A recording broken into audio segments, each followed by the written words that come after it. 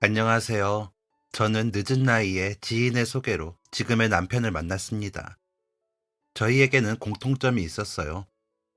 둘 다 무언가에 푹 빠져 이성에 관심이 없었다는 점이에요. 저는 요리에 관심이 많아 여기저기 유학을 다니며 공부를 하느라 남자에 관심이 없었고, 남편은 사업을 한다고 이것저것 벌려놓은 일들이 많아 여자에 관심이 없었다고 합니다.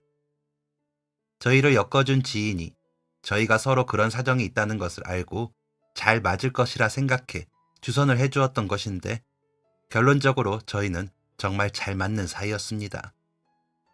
처음 만남부터 어쩐지 이 사람이라면 결혼을 해도 좋을 것 같은 느낌을 받았었는데, 남편도 그런 느낌을 받았다고 하더라고요. 남편은 잘 나가던 사업가였고, 공부를 한다는 핑계로 거의 반백수나 마찬가지였던 저는 남편의 권유로 전업주부가 되기로 했습니다. 오랜 시간 동안 요리 공부를 했던 사람으로서 요리사의 꿈이 없었던 것은 아니지만, 남편을 만나고 나서 저만을 위해서가 아닌 남편을 위해 살아보고 싶다는 생각을 가졌던 것 같아요. 그렇게 해도 후회 없이 행복할 수 있을 것 같다는 믿음이 있었거든요. 요리뿐만 아니라 결혼 전부터 살림에는 늘 자신이 있었습니다. 공부만 하던 제가 아르바이트 아닌 첫 직업을 갖게 되는 게 전업주부라는 것이 조금 이상하긴 했지만, 어쨌든 배웠던 것을 활용할 길은 주부가 되고 나서도 다양하다고 생각했기에 가능했던 결정이었어요. 무엇보다 남편을 위해 도움이 되는 아내가 되고 싶더라고요. 그렇게 하면 남편 역시 제가 하고 싶은 것들에 적극적인 지지를 해줄 것이라 생각했습니다. 그게 아니라면 제 안에 저도 몰랐던 현모양처의 꿈이 있었던 것인지도 모르겠네요. 그렇게 남편과 저는 본격적으로 만나게 된 지 6개월 만에 결혼식을 올렸습니다. 연애 한 번을 하지 않던 제가 남자를 만나 6개월 만에 결혼을 하겠다고 선언하니 주변에서도 모두가 놀란 눈치였어요. 그토록 저희가 결혼을 빨리 서둘렀던 것은 하루빨리 아이를 낳아 가정을 꾸리고 싶었던 저희의 뜻이 통했기 때문이었습니다. 너무 일만 하며 사느라, 너무 공부만 하며 사느라 미래를 꾸릴 시간을 투자하지 못했던 저희는 그런 뜻이 잘 맞았고, 그렇게 결혼을 서두르게 되었답니다. 저희 두 사람이 아이를 갖기에 조금 늦은 나이인 것도 있었기 때문에 그랬기도 했었어요. 어떤 이유에서건 간에 적당히 넓고 깨끗해서 살기 좋은 집에서 뜻이 맞는 사랑하는 사람과 살게 되니 그보다 더 좋을 것이 없었어요. 그렇게 마음의 여유도 있었고 편안한 마음으로 이제 아이를 가져보기로 했는데, 이상하게 쉽지가 않았습니다. 애써 긍정적으로 생각해보며 여러 번 노력을 해보았지만 달라지는 것이 없었고, 아무리 노력을 해도 임신이 되질 않아 결국 1년 만에 병원을 찾아야 했지요. 그리고 가장 피하고 싶었던 말을 듣게 되었습니다. 아이를 갖기 힘들다는 말. 그래도 노력하면 될지도 모른다는 애매한 확률 때문에 저희는 병원을 지속적으로 다니며 여러 가지 방법을 동원해 아이를 갖기 위한 노력을 쏟았습니다. 아이를 만나 행복해지기 위한 과정이라고 생각하며 견뎌보려고 하는 날들이 있었지만, 대부분의 날들은 스트레스로 이어졌어요. 몸도 힘들고 마음도 힘들었습니다. 서로의 가슴에 상처를 주는 일도 있었고요. 결국 3년 차에 접어들었을 때 남편과 저는 서로 약속이라도 한 듯 말했어요. 우리 다른 방법으로 아이를 가지는 건 어떨까? 남편과 제가 생각해낸 방법은 다름 아닌 입양이었습니다. 아무리 원해도 아이가 들어서질 않으니 그런 생각까지 도달한 것이었어요. 사실 남편과 저는 그동안 아이들을 후원하는 일을 하고 있었습니다. 어려운 아이들을 돕고자 하는 마음도 있었지만, 그 안에 아이를 너무나 갖고 싶었던 저희의 소망이 아예 녹아있지 않았다고는 하지 못하겠네요. 그래서 오히려 그런 아이들을 후원하며 지내온 세월이 있었기 때문에 입양이라는 제도에 대해서 긍정적으로 생각하게 되었던 것인지도 모릅니다. 남편과 제가 원하는 것은 가족이었어요. 핏줄이 갖고 싶은 것이었다면 저희는 그런 결정을 내리지 못했을 것입니다. 다행히도 저희 둘 중 핏줄에 대해 집착하는 마음을 가진 사람이 없었고, 꼭 외모가 우리를 닮지 못하더라도 내면을 닮은 아이를 키울 수만 있다면 진정한 가족이 될 수 있다 생각했었습니다. 입양을 결정하는 것에 대해 시부모님이나 친정 부모님의 허락이 필요하진 않았어요. 늦은 나이에 결혼을 했으니 쉽지 않을 것이라는 것도, 그리고 저희가 그동안 노력했던 모습을 봐오셨으니 어느 정도 예상은 하고 계셨던 것 같았죠. 가장 중요했던 저희 둘의 마음은 이미 서로가 확인을 한 이유였고, 이제 정식 절차를 밟아 아이를 입양하기만 하면 되는 순서가 찾아왔습니다. 보육원이나 센터에 후원을 하면서 종종 봉사를 나가 관계자들과 대화도 나누어 보았기에 얼추 알고는 있었지만, 생각보다 입양을 하는 과정은 복잡하고 어려웠어요. 그 과정이 너무 길고 힘들어 중간에 포기하는 사람들도 있다고 들었거든요. 그래도 저희는 포기하지 말자고 손가락을 걸었습니다. 입양을 하기 위해 저희는 가장 먼저 아동복지회를 통해 입양 신청을 했습니다. 담당 복지사는 저희에게 곧장 몇 가지 정보를 물어보았어요. 아이를 양육하기 위해서는 안정적인 환경이 필수 조건이라고 했습니다. 그 과정에서 혹시라도 저희의 나이가 결격 사유가 될까봐 긴장을 했었지만, 다행히도 기관 방문 일정이 잡혔습니다. 방문 일정을 기다리며 저희는 서류 준비를 했어요. 정말 많은 서류들이 필요했지만 그중 가장 어려웠던 것은 성장 배경이 들어간 에세이를 제출하는 일이었습니다. 저의 성장 과정부터 어떤 환경에서 자랐는지, 어떠한 가치관을 갖고 성장했는지를 글로 작성해야 했어요. 저희 부부는 각자의 삶을 돌아보며 한참 동안 머리를 쥐어짜며 글을 작성했습니다. 아이를 만나기 위해 저희는 어쩌면 각자의 삶을 돌아보는 귀한 시간을 가졌던 것입니다. 양육 계획서까지 모두 제출하고 나니 그 다음은 가정 방문의 시간이 남아 있었습니다. 미리 약속된 일정에 한 차례에 걸쳐 방문을 하셨고, 두 번째 방문은 저희에게 어떤 일정을 미리 알려주지 않은 채 불시에 진행되었어요. 모든 방문이 끝이 나고 부모 교육을 들으며 남편과 저는 희망에 부풀었었습니다. 이제 곧 우리 아이가 될 아이를 만나겠구나 하면서 말이에요. 하지만 교육을 다 끝냈다고 해서 바로 아이를 만날 수 있는 것이 아니더라고요. 무한한 대기가 필요했습니다. 수많은 서류를 제출하다 지친 예비 부모들도 있겠지만, 아마 이 과정에서 기다리다 지쳐 입양을 포기하는 사람도 있을 것 같았어요. 저희에게 그 시간은 희망 고문처럼 느껴졌습니다. 이미 아이를 갖기 위해 노력하며 수차례 스스로에게 희망 고문을 해야 했던 시간들이 있었기에, 입양 신청을 해두고 기다리는 그 시간조차도 저희에게는 큰 희망 고문이었어요. 너무나도 긴 기다림에 지칠 법도 했지만 저희는 쉽게 지칠 마음의 여유조차도 없었습니다. 그만큼 간절했거든요. 너무 원하다 보니 힘이 들어도 힘든 걸 금방 잊었어요. 곧 우리에게도 아이가 생긴다는 사실 하나만으로. 기관에서 말하길 넉넉히 마음의 여유를 두고 2년에서 3년 정도는 생각을 하시라고 하더군요. 그 말을 들었음에도 마음을 그렇게 먹기가 쉽지 않았습니다. 아이가 너무 간절해서 입양을 하는 입장이었던 저희는 그래도 하루빨리 와주길 바랄 뿐이었죠. 매일매일 단 하루도 빼먹지 않고 간절히 기도했답니다. 그리고 마침내 기다리던 연락이 왔습니다. 정확히 1년 7개월 만의 연락이었어요. 그때의 반가움은 이루 말할 수 없습니다.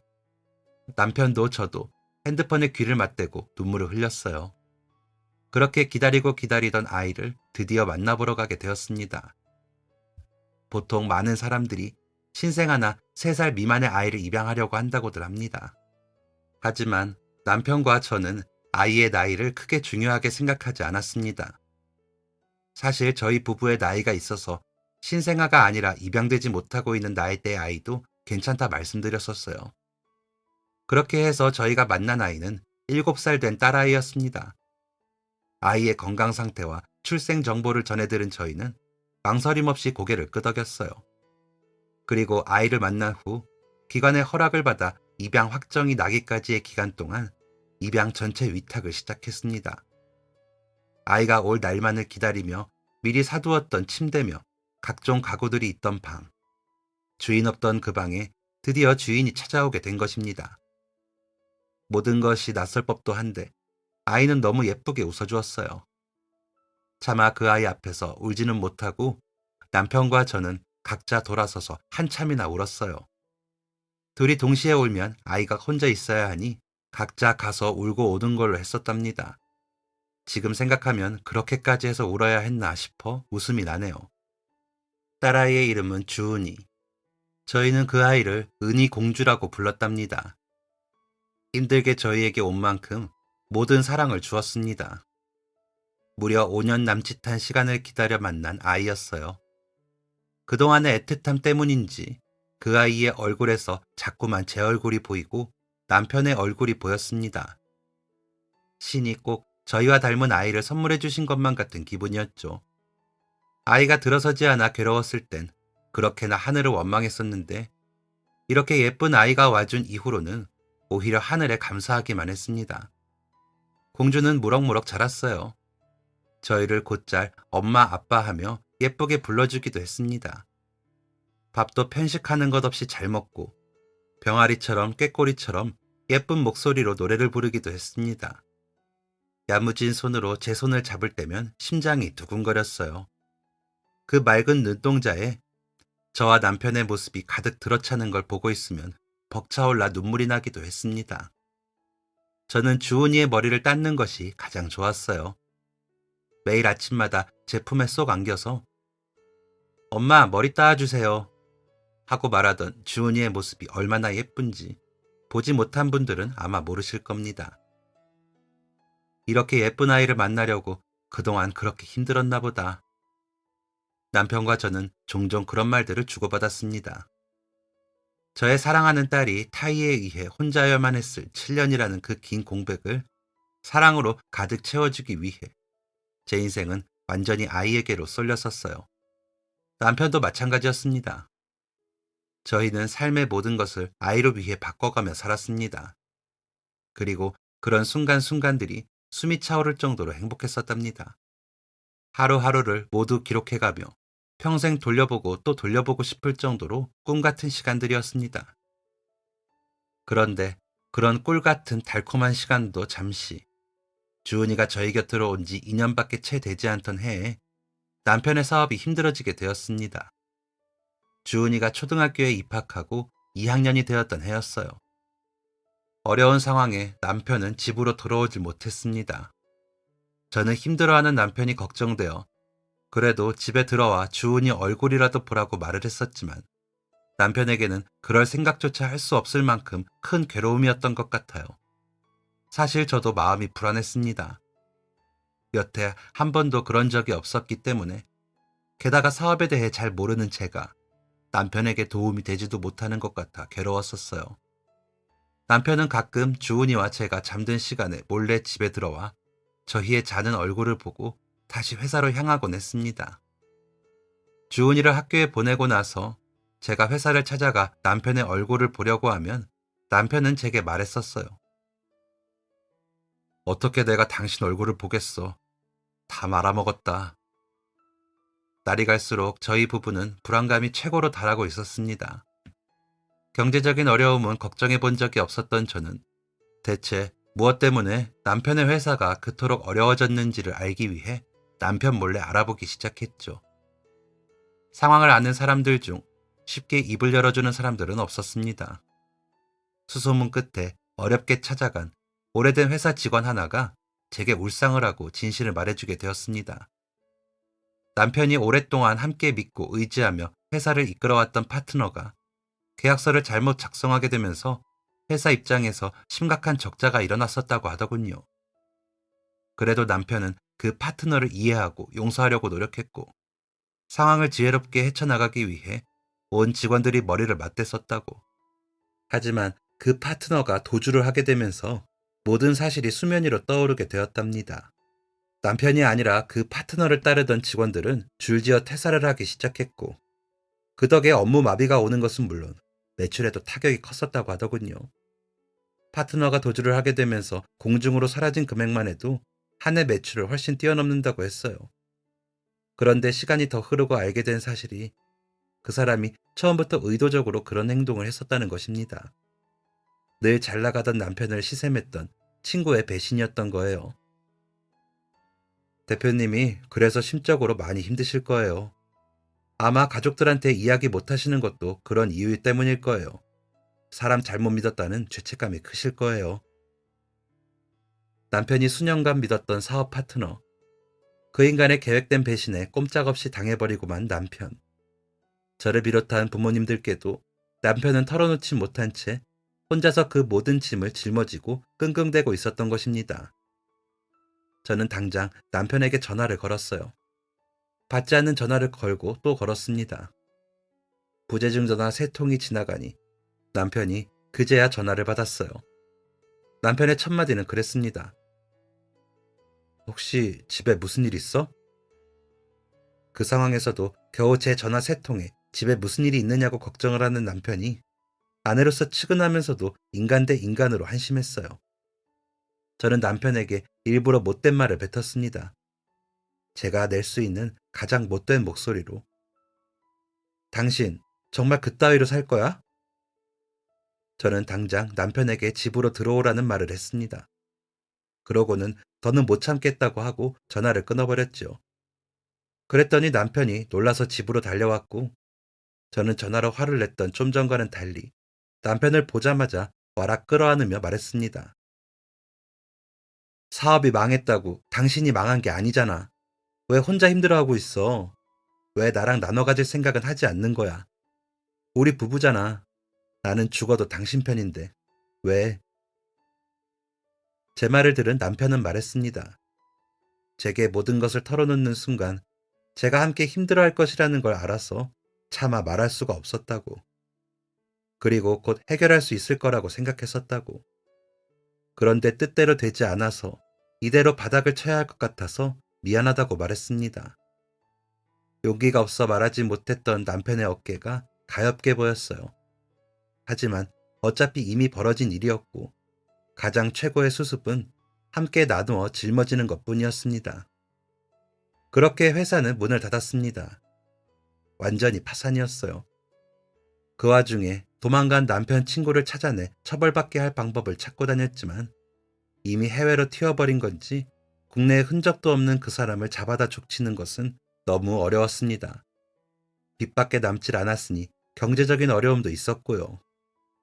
남편은 스트레스로 탈모와 불면증까지 왔습니다. 저도 힘들고 남편도 남편대로 힘들었지만 가장 괴로웠던 것은 그 상황을 지켜보는 딸아이 주은이었을 것입니다. 하지만 저희 부부는 미처 생각하지 못했었죠. 그걸 지켜보는 주은이의 심정이 어떨지를 말입니다. 주은이의 속마음을 알게 된 건 학교 선생님 때문이었어요. 평소처럼 아침밥을 먹이고 학교를 보낸 뒤 청소를 하는데 전화가 걸려왔었거든요. 주은이 어머님, 여기 학교입니다. 혹시 댁에 무슨 일이 있으신가요? 다름이 아니라 주은이가 몇 번 얼굴을 본 적이 있는 주은이의 담임선생님의 표정이 눈앞에 그려졌습니다. 선생님이 꼭 잔뜩 글썽글썽한 눈을 하고서 저를 바라보며 말하는 것만 같았어요. 선생님은 주은이의 일기장을 매일 확인하고 있었습니다. 학교에서 아이들에게 매일 일기를 써오라고 숙제를 내주었었는데 제가 한동안 여러 가지로 힘들어 주은이의 일기 숙제를 챙겨주지 못했었어요. 아이의 마음을 가장 잘 들여다볼 수 있는 장치가 어쩌면 그 일기장이었을 텐데 제가 미처 들여다보지 못했던 것입니다. 그리고 제가 보지 못했던 그 시간 동안 저를 대신해 선생님께서 그 일기장을 봐주시고 계셨던 것이죠. 그저 숙제 검사를 위한 행동이었겠지만 일기를 읽다 범상치 않음을 느끼시곤 연락을 주신 것이었습니다. 선생님과의 통화를 끊고 나서도 저는 손이 덜덜 떨려 핸드폰을 그대로 귀에 붙인 채 아무것도 하지 못했습니다. 겨우 9살 된 어린아이에게 무슨 생각을 하게 만든 것인지 죄책감과 미안함이 밀려들었어요. 하루 종일 멍하니 그렇게 바보처럼 시간을 보내고 있다가 주은이가 하교해 집에 들어오고 나서야 정신을 차렸습니다. 저는 아무렇지 않은 듯 주은이에게 하루 일과를 물어보는 척하며 가방 속에서 일기장을 꺼냈습니다. 그리고 열어본 주은이의 일기장 속에는 온통 저와 남편에 대한 이야기뿐이었어요. 그중 선생님이 그냥 넘길 수 없어서 제게 전화를 주셔야만 했던 날의 일기가 보였습니다. 9살이 쓴 일기라고는 믿어지지 않을 내용이었어요. 아빠 회사가 망해서 우리 집이 어려워졌다고, 우리 집이 망했다고, 그래서 자기가 다시 집에서 쫓겨나게 될까봐, 버려지게 될까봐 걱정된다고, 다시 엄마 아빠가 없는 아이로 살아야 할까봐 무섭다고. 그대로 무너지듯 바닥에 주저앉아 일기장을 가슴에 끌어안았습니다. 엉엉 소리내어 울고 싶었지만 화장실에서 손을 씻고 있는 주은이가 들을까봐 그러지도 못했어요. 그런데 등 뒤로 자박자박 발소리가 들리더니 주은이가 저를 와락 끌어안는 것입니다. 엄마. 단 두 글자, 엄마라는 그 단어만 뱉었을 뿐인데도 주은이의 마음속을 들여다보는 기분이 들었습니다. 집이 힘들어져도 저희는 결코 단 한순간도 그런 생각을 한 적이 없었습니다. 주은이를 다시 그곳으로 내쫓다니, 제 몸이 알거지가 되는 한이 있더라도 주은이는 빼앗길 수 없는 존재였습니다. 그 단 두 글자로 제가 주은이의 마음속을 들여다본 것 같은 기분이 들었던 것처럼 주은이도 저를 끌어안은 채 제 마음속을 들여다볼 수 있었으면 했어요. 하지만 주은이는 여전히 엄마라는 부름 뒤에 울먹이고만 있었고, 저는 용기 내어 뒤를 돌아 일기장 대신 주은이를 품에 안았습니다. 엄마가 미안해. 우리 주은이 불안하게 해서. 주은아, 그런 걱정 안 해도 돼. 엄마랑 아빠는 주은이 없으면 안 되는 사람들이야. 엄마 아빠가 돈이 없고 집도 없고 가진 게 아무것도 없는 사람이 되더라도 우리 주은이 하나만큼은 꼭 지킬게. 그러니까 우리 주은이 여기 일기장에 쓴 것처럼 그런 생각 절대 하지 마. 엄마 아빠는 죽을 때까지 우리 주은이 엄마 아빠 할 거니까. 너는 이미 엄마 아빠 딸이고 앞으로도 영원히 엄마 아빠 딸이야. 엄마 아빠가 풍족하게 못 키워줘서 그래서 오히려 미안해. 엄마 아빠가 미안해, 주은아. 울먹이던 주은이는 결국 제 품에 안겨 울음을 토해냈어요. 저도 그런 주은이의 뒤통수를 끌어안은 채 눈물을 흘렸습니다. 집에 남편이 없어서 다행이라고 생각했어요. 그 장면을 남편이 봤더라면 남편이 더 힘들어졌을지 모릅니다. 그날 밤 결국 저는 저희 가족의 행복을 위해서 남편에게 제안했어요. 모든 걸 내려두고 우리 살 길을 만드는 것에만 집중하자고 말입니다. 그렇게 저희는 흔적 없이 사라진 그 몹쓸 자식을 찾는 것을 속이 쓰리지만 일단 그만두기로 했습니다. 될 수 있으면 하루라도 빨리 가슴 저편에 털어버리기로 했어요. 대신 우리 가족을 위해 앞으로의 일만 생각하기로 했습니다. 가슴이 미어지고 답답하기도 하고 힘들었지만 가슴에 묻어두고 주은이를 생각해야 했어요. 남편이 더 병드는 것도 싫었고. 그래서 그날로 저희는 서로를 위해 살기로 다짐했습니다. 저는 속으로 한 번 더 다짐했죠. 우리 가족들을 위해 어떻게든 살아내자고 말입니다. 강한 사람이 되는 건 그리 어렵지 않았습니다. 완전히 망하는 것보다는 쉬운 일이라고 생각했거든요. 저는 닥치는 대로 일거리를 잡았습니다. 가정집 파출부 일도 하고 식당 일도 겸했습니다. 요리사로 취업하려니 일자리도 마땅치 않고 붙잡혀 있는 시간에 비해 받는 돈이 너무 적더라고요. 그래서 그냥 일만 잘하면 돈을 많이 주는 그런 일이라도 해야겠다는 생각이 앞섰습니다. 물론 제가 파출부 일을 한다는 것에 대해 남편은 괴로워했습니다. 하지만 그 괴로움도 잠깐이었어요. 남편도 남편대로 바쁘게 살아야 했거든요. 어떻게든 다시 일어서 보려고 발버둥 쳐야 했으니까요. 수억의 빚을 갚으려 공사장과 이곳저곳을 전전하며 제 길을 노렸지만 여의치 않았습니다. 그런 모습을 볼수록 저는 더 악착같이 일했어요. 솔직히 주은이 생각만 하면 그런 일에 휘말려 전 재산을 날리고 빚까지 얻어버린 남편이 원망스러운 날도 가끔 있었습니다. 그런 날이 없었다고 하면 거짓말이지요. 하지만 아무리 미운 날에도 그래도 사랑한다 는 생각으로 버티려 했습니다. 그래도 남편을 사랑하고 그래도 주은이를 사랑하니까요. 그 후 저희는 수년 동안 빚 갚는 것에 열중하며 살았습니다. 돈을 벌면 빚을 갚고 다시 돈을 벌어서 주은이 교육비와 집 생활비를 했어요. 빠듯하게 살았지만 그래도 나날이 쑥쑥 커가는 주은이를 보고 있으면 행복했답니다. 없이 자라게 하는 것이 겨우 이 정도밖에 못해줄 거면서 저희 집으로 데려온 것이 미안했던 날이 하루 이틀이 아니었지만 그래도 주은이는 투정 한 번 하지 않고 곱게 자라주었습니다. 오히려 투정 한 번 않는 주은이가 안쓰럽기도 했어요. 주은이는 늘 엄마 아빠 키워주셔서 감사합니다 하는 말을 입에 달고 살았습니다. 주은이의 그런 말들과 함께 저는 거의 10년이 넘는 세월 동안 주은이의 그 일기장을 가슴속에 품고 살았어요.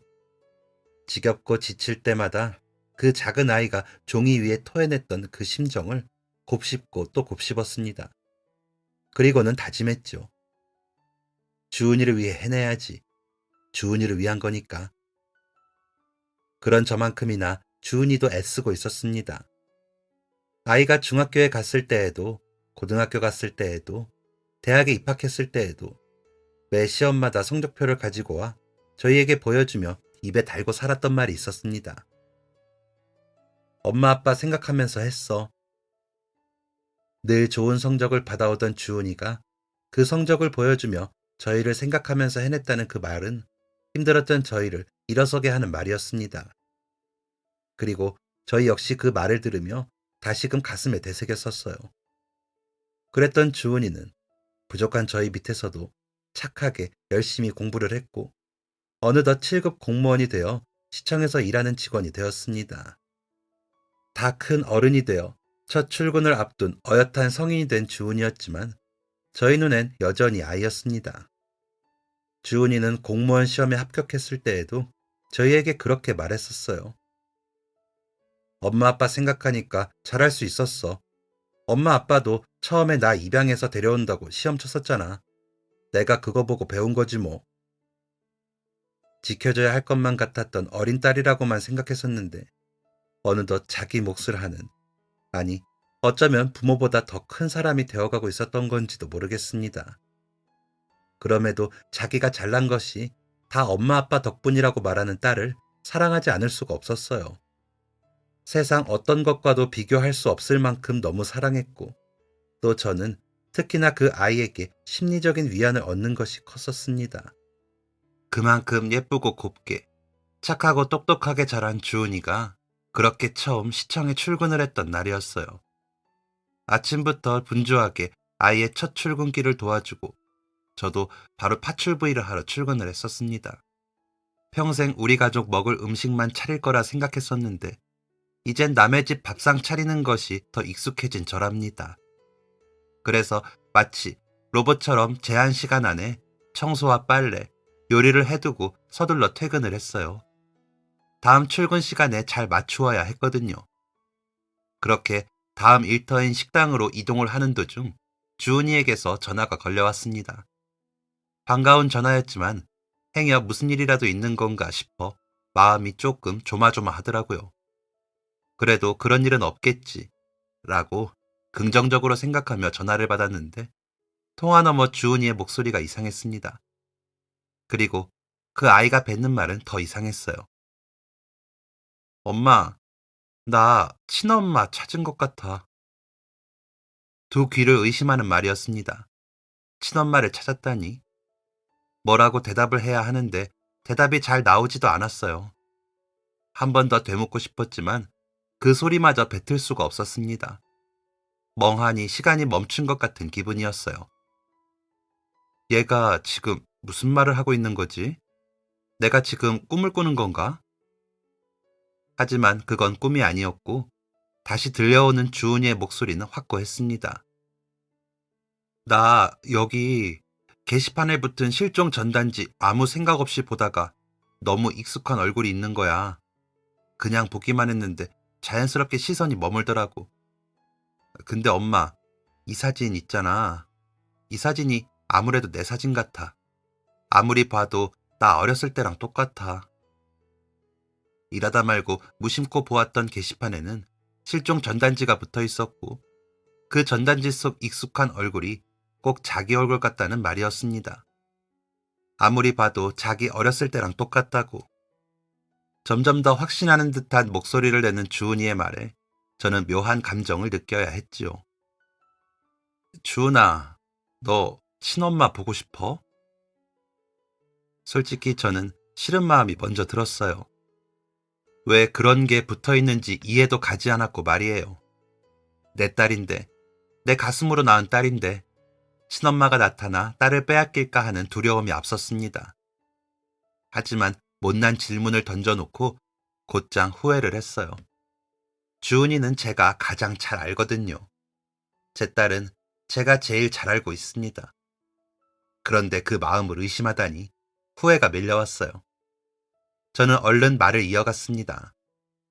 기관에 연락을 해서 찾고 있다는 사람을 한번 만나보자고 말이에요. 제가 그렇게 말하니 오히려 통화 너머의 주은이가 망설이는 듯 느껴졌습니다. 저는 한 번 더 다독였어요.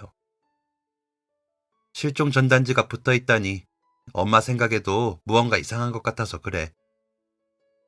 그렇게 저희는 기관에 연락을 취했고 그 전단지 사진 속 아이를 찾는다는 여자를 만나기로 했습니다. 그리고는 주은이의 유전자 등록을 진행했어요. 친딸인지 확인하는 과정에서 필요하다고 했습니다. 그러는 와중에도 남편과 제 머릿속에는 혹시나 진짜 친엄마가 맞으면 우리는 어떻게 해줘야 하는 걸까 하는 복잡한 마음이 들었었습니다. 저희가 아이를 데려다 키웠다고 해서 아이를 마음대로 할 수 있는 것도 아니었거니와 무엇보다 이제 어엿한 성인이 되어버린 주은이가 본인 의지대로 할 수 있게끔 해주어야 하는 것이 우리의 역할이었기 때문입니다. 만약에 주은이가 친엄마를 만나 우리 곁을 떠나야만 하는 상황이 생기기라도 한다면 과연 그 아이를 웃으며 보내줄 수 있을지 생각만 해도 가슴이 미어지는 이별을 그 아이를 위해 받아들일 수 있을지 막막했습니다. 울지 않으려 해도 자꾸만 이상하게 눈물이 났습니다. 그리고 결국 주은이의 친엄마로 추정되는 그 여자를 만나게 되었습니다. 약속 장소로 나가는 내내 주은이는 제 손을 꼭 잡아주었지만 어쩐지 저보다 더 떨고 있는 것 같더라고요. 그 마음이 어떤 심정일지 딱하고 안타깝기도 하고 부모에게로부터 버려진 아이인 줄 알았던 그 아이의 사진이 왜 실종 전단지에 붙어 있었던 것인지 여전히 정리되지 않은 마음으로 그 여자를 만나기 위한 장소에 나갔어요. 그리고 담당자의 안내에 따라 문을 열고 들어갔을 땐 제 두 눈을 의심해야 했습니다. 남편도 주은이도 그 여자를 전혀 알지 못했지만 저는 그 여자를 알고 있었거든요. 그리고 그 여자도 저를 알아보았는지 놀란 얼굴을 하고 저와 주은이를 번갈아 보았어요. 입술이 파르르 떨려왔습니다. 그 상황이 잘 이해가 가지 않았습니다. 여사님? 주은이를 만나기 위해 그 자리에서 저희 가족을 기다리고 있던 그 여자는 바로 몇 년 동안이나 제가 파출부 일을 해주었던 어느 부잣집 사모님이었습니다. 지금은 그 집에 일을 하고 있지 않지만 불과 2년 전까지만 해도 그 집에서 꽤 오래 일을 했었거든요. 그러니 그 상황이 당최 이해가 가지 않을 수밖에요. 그 사모님은 남편도 없이 혼자 회사 일에 미쳐 사는 분이었습니다. 그런데 어떻게 그분이 주은이의 친엄마가 될 수 있다는 것인지 놀라고 당황한 저를 주은이와 남편이 동시에 쳐다보았습니다. 사모님도 저를 향해 한 번 더 여사님 아니냐고 물어오셨어요. 사모님이 왜 여기에? 사모님은 이미 두 눈에 눈물이 그렁그렁 맺힌 상태로 주은이를 바라보며 대답했습니다. 아주 오래전에 잃어버린 딸을 찾으러 왔다고 말입니다. 저는 그대로 두 눈을 질끈 감아버렸어요. 속으로 내심 아니기를 바랐던 겁니다. 주은이의 얼굴을 바라보고 그 사모님이 자기가 잘못 봤던 것 같다고 해주기를 바랐던 것입니다. 하지만 주은이의 얼굴을 확인한 사모님의 표정은 확신에 차 있었습니다. 그리고 무엇보다도 제가 바라본 두 사람의 얼굴 역시 너무나 닮아 있었어요. 눈물이 차올랐지만 그 자리에서 제가 울 수는 없었습니다. 주은이와 맞잡고 있던 손을 놓아주고 그 아이의 어깨를 살며시 쓰다듬었습니다. 힐끗 나를 바라보던 주은이가 한 발자국 그 사모님의 앞으로 다가갔습니다. 그리고 주은이가 내뱉은 첫 마디는 한겨울 얼음장보다도 더 차가웠습니다. 마치 그날 그렇게 만나러 간 것이 왜 자기를 버렸느냐고 따져 묻기 위함이었던 사람처럼 말이에요. 저를 그렇게 버리셨으면서 그간 안녕하셨어요? 이렇게 보기 좋은 모습인 걸 보니 많이 안녕하셨던 것 같지만 주은이의 말에 그 공간 안의 분위기가 냉랭하게 얼어붙는 듯 했습니다. 남편과 저는 조용히 그 사모님의 대답을 기다리며 주은이의 떨리는 뒷모습을 그저 바라볼 수밖에 없었어요. 그런데 그때 사모님이 고개를 좌우로 저으며 그 자리에 덥석 무릎을 꿇고 앉았습니다. 그리고 곧이어 살면서 한 번도 들어본 적 없는 서러움이 가득한 울부짖음이 들려왔어요. 가슴 깊숙한 곳에 한이 서린 것 같은 그런 울음소리였습니다. 본능적으로 울컥하는 감정이 치밀었습니다. 말을 꺼내기도 전에 느껴지더라고요. 그분이 일부러 주은이를 버렸던 것이 결코 아니라는 것이. 아니야, 그런 게 아니야, 딸아. 엄마는 너를 버린 적이 없어. 네가 생각하는 그런 게 결코 아니야. 그래도 엄마가 미안해. 정말 미안해. 뒤늦게 너를 찾아보려고 애를 썼는데도 찾을 수가 없어서. 엄마가 미안해. 엄마가 다 잘못했어. 제가 찰나의 순간에 예감했던 것처럼 사모님은 뭔가 사정이 있었던 것처럼 주은이에게 눈물로 호소하기 시작했습니다. 예상치 못한 상황에 주은이의 얼굴이 일그러졌어요. 남편은 마음이 힘들었는지 자리를 떠났습니다. 그렇게 저와 주은이 그리고 사모님만 남겨진 공간 안에서 사모님의 이야기가 시작되었어요. 대화를 나누는 동안 마시기 좋은 차가 테이블 위에 올려져 있었지만 저희는 그 누구도 그 차에 손을 대지 않았습니다. 저는 너무 긴장했고 제가 긴장한 것만큼 두 사람도 긴장했던 순간이었어요. 여사님, 제가 혼자 사는데 어떻게 주은이 엄마일 수가 있는지 이해가 안 되시죠? 충분히 그러실 거라 생각해요. 사실 저한테는 집안에서 맺어준 사람이 있었어요. 서로가 서로한테 크게 관심은 없었지만 결혼해서 나쁠 것이 없는 상황이었기에 그냥 부모님이 하라고 하시는 대로 그 사람과 결혼을 했어요. 딱히 크게 좋아하거나 하는 사이는 아니었지만 그래도 함께 살며 정이라는 게 들었었고 자연스럽게 저희 사이에도 아이가 생겼어요. 그때 그 아이가 예원이입니다. 주은이요. 이름이 예원이었거든요. 뱃속에 있을 때부터 아끼고 사랑하고 좋은 것만 맛보고 듣게 하려고 노력했었어요. 아이가 태어나고 나서도 사랑을 듬뿍 줬어요. 남편과는 원래 사랑 같은 건 크게 없던 사이였으니 아이에게 제 사랑을 다 주었다고 해도 과언이 아닐 정도로. 근데 아이가 3살 때쯤부터 남편이 집에 소홀해진 게 느껴졌어요. 다른 여자가 생겼구나 했지만 그래도 저는 애원이만 있으면 괜찮았거든요. 그래서 모른 척을 했었는데 어느 날은 도저히 참을 수가 없어서 크게 싸우게 됐어요. 그날 그냥 참았더라면, 내가 그 인간이랑 싸우지만 않았더라면. 사모님은 두 눈을 질끈 감았다가 한참이나 뜨지 못한 채 숨을 고르셨습니다. 그때를 떠올리니 다시 감정이 북받쳐 오르는 듯 보였어요. 저는 그 이야기를 들으면서 제가 모르는 때의 주은이가 엄마에게 사랑을 받는 아이였다는 사실이 충격적이었다가도 한편으로 안심이 되었습니다. 그냥 그런 마음이었어요. 주은이에게 이야기가 큰 상처가 되진 않을 것 같다는 본능적인 느낌이 들었어요. 이 말이 정말 다 진실이라면 저 사람이 우리 주은이를 일부러 버린 것은 아닌 것이 되니까요. 집안이 쩌렁쩌렁 울릴 만큼 큰 소리로 싸웠어요. 그날. 그리고는 남편이 집을 나가야겠다고 하더라고요. 저더러 마음이 평온해질 시간이 필요한 것 같다고. 좀 진정되면 아이를 데리고 다시 들어오겠다며 아이를 데리고 나갔어요. 그때 그냥 헛소리 하지 말고 애는 두고 나가라고 했어야 했는데 감정이 너무 격해서 저도 그런 생각을 해버린 거예요. 이런 상태로 애를 데리고 있으면 애한테도 안 좋겠다는 생각. 멍청한 생각이었어요. 남편이 애를 데리고 나간 동안 앞으로 어떻게 갈라설지를 고민하느라 머리가 터질 것 같았어요.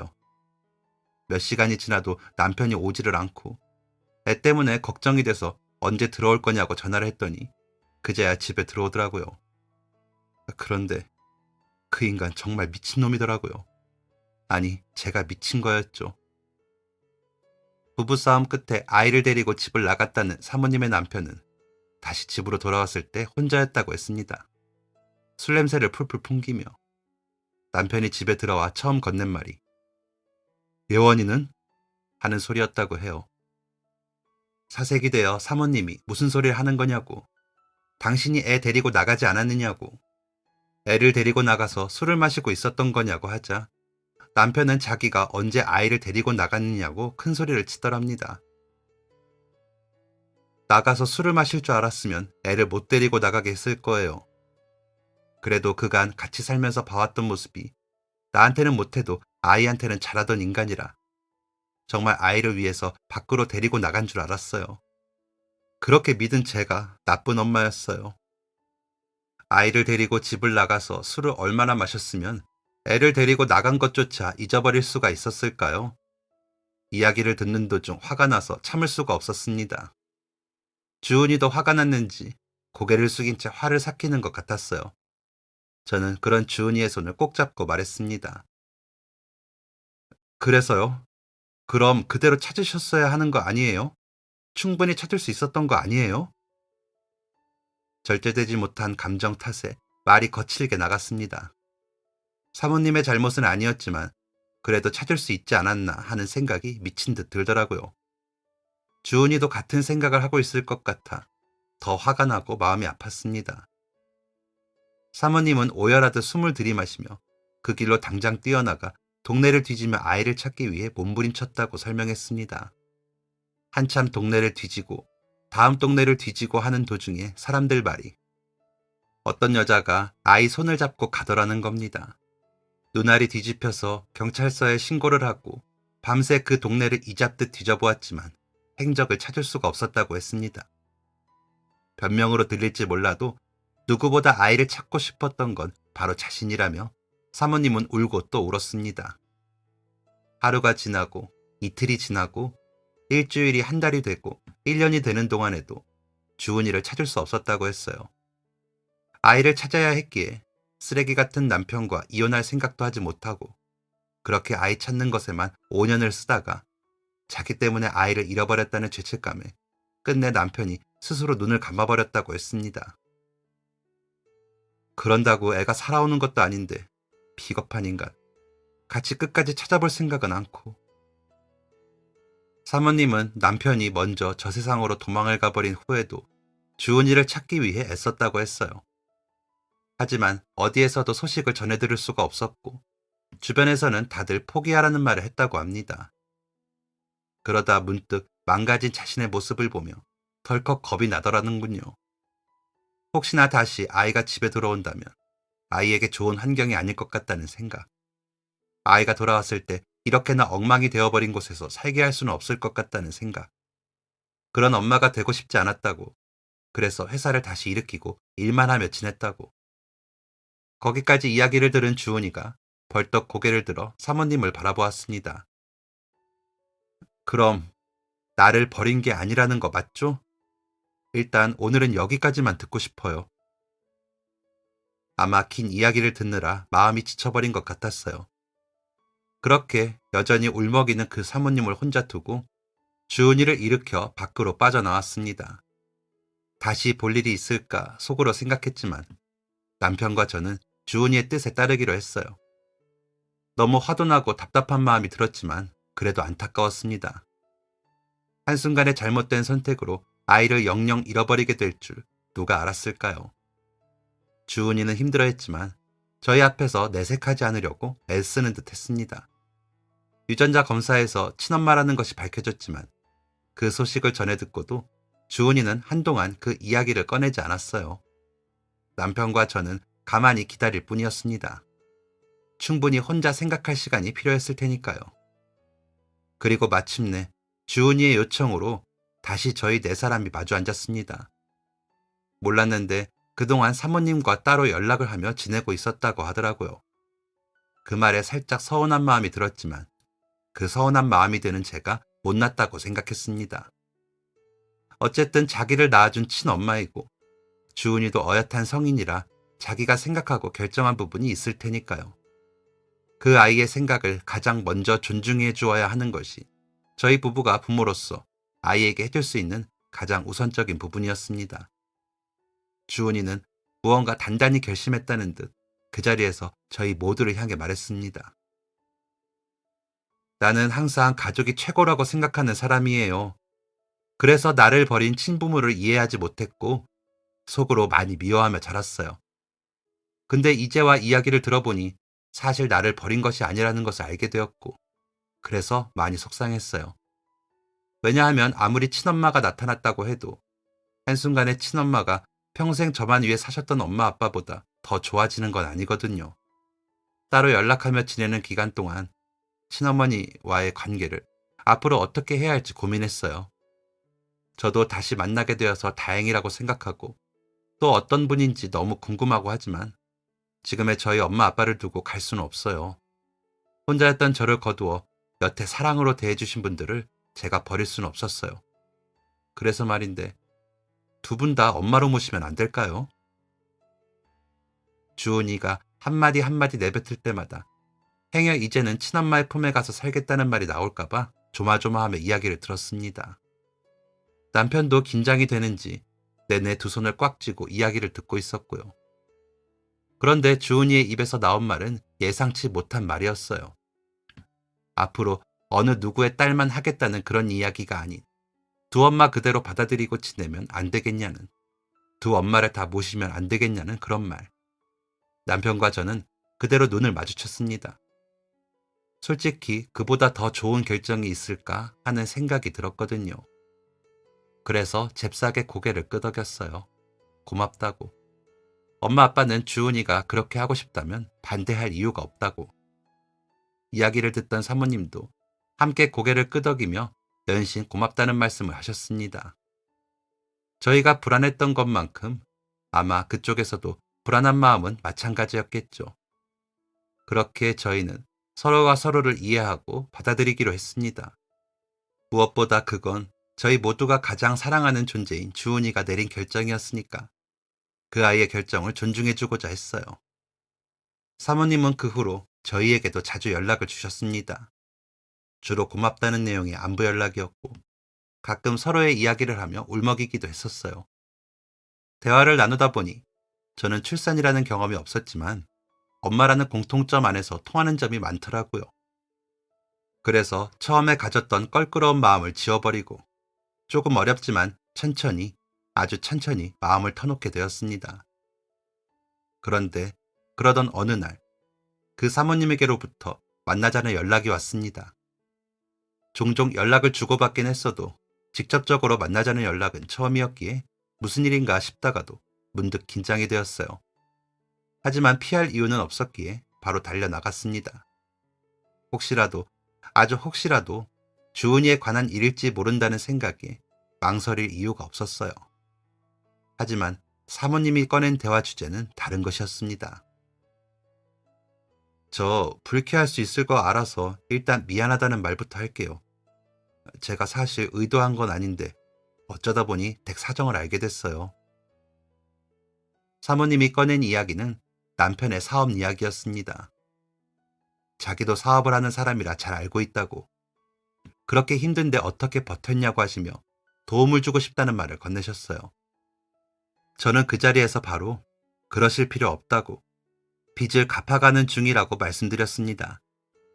하지만 사모님은 애원하듯 제게 말씀하셨어요.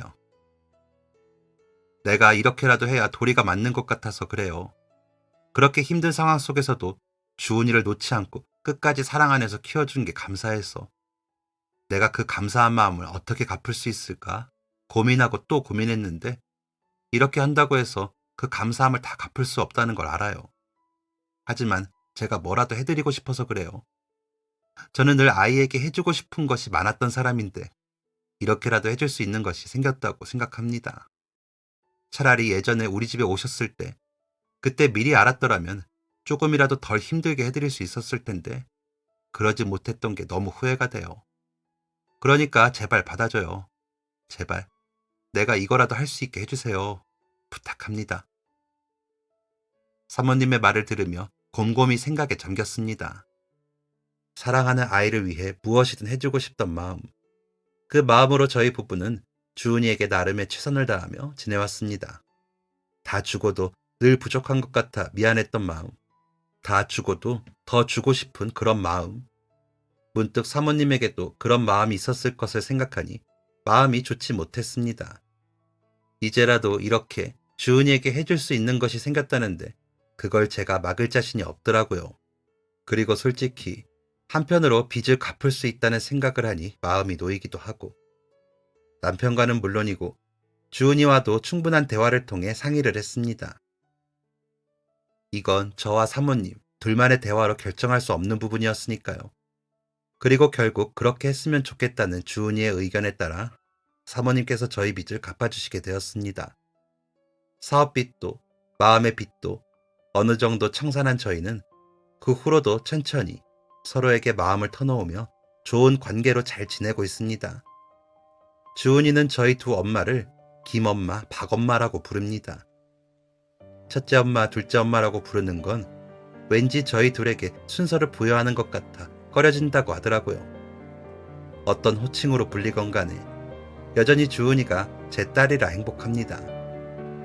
현명하고 지혜로운 주은이를 낳아준 사모님에게도 감사한 마음이 드네요. 무엇보다 아이의 마음속에 상처로 자리 잡았던 일들이 이제 싹 씻겨 나가기를 간절히 기도합니다. 지금까지 사연 들어주셔서 감사합니다. 사연이 재밌으셨다면 구독과 좋아요를 눌러주세요. 감사합니다. 안녕히 계세요.